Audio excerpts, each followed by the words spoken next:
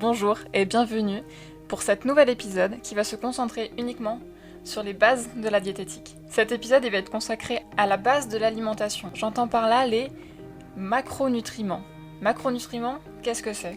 C'est un mot un peu barbare pour juste parler finalement des quoi? Des protéines, des glucides et des lipides. Donc dans cette vidéo, je vais vous expliquer un peu ce que sont ces macronutriments, à quoi ils servent et où est-ce qu'on peut les retrouver. Allez donc c'est parti, on commence par les protéines. Donc les protéines, qu'est-ce que c'est? Les protéines, ça ressemble à ça. Il faut savoir que ça a 4 structures, d'accord? La première, celle qui est ici, juste là, en fait, vous pouvez voir que c'est un ensemble d'acides aminés. Ensuite, seconde forme. Donc on va voir cette forme ici, qui est en forme d'hélice, qui est une forme un peu plus complexe, qui va être du coup la structure secondaire. Ensuite, elle va encore s'entortiller, et ça va donner ça, du coup la structure tertiaire. Et ensuite, cette forme un petit peu enroulée de tous les côtés va former ensuite celle-ci, qui est la dernière étape, qui va donc former la structure quaternaire. Donc ça, c'est juste pour la forme un petit peu chimique, pour savoir à quoi ça ressemble finalement une protéine.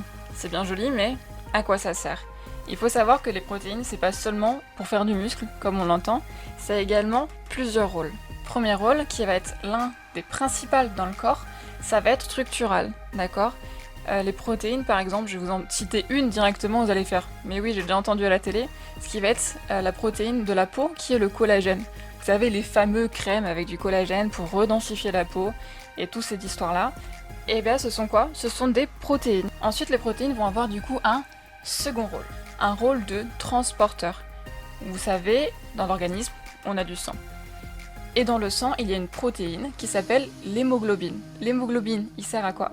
Il sert à transporter l'oxygène partout dans notre corps.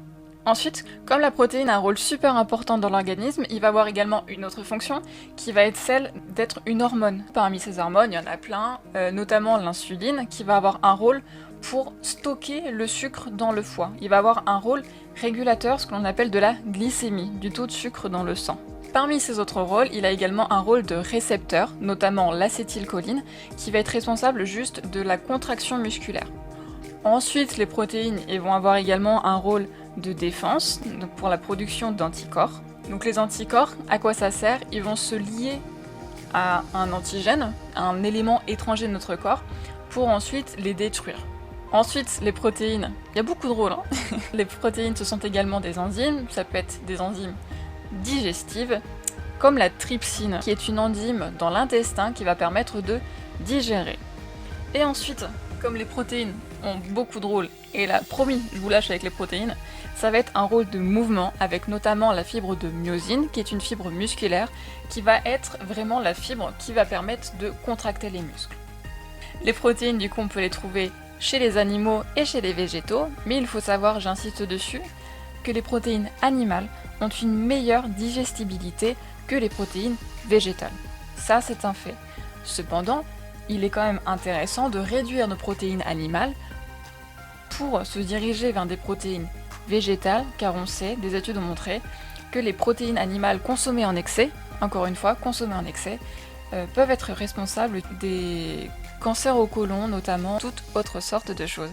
Il est clair, petite parenthèse, que à l'heure où nous vivons, à l'heure actuelle, dans notre époque, nous consommons énormément et beaucoup trop de protéines animales. C'est pourquoi il est vraiment intéressant de se diriger vers les protéines végétales. Mais du coup, où est-ce qu'elles sont, ces protéines végétales?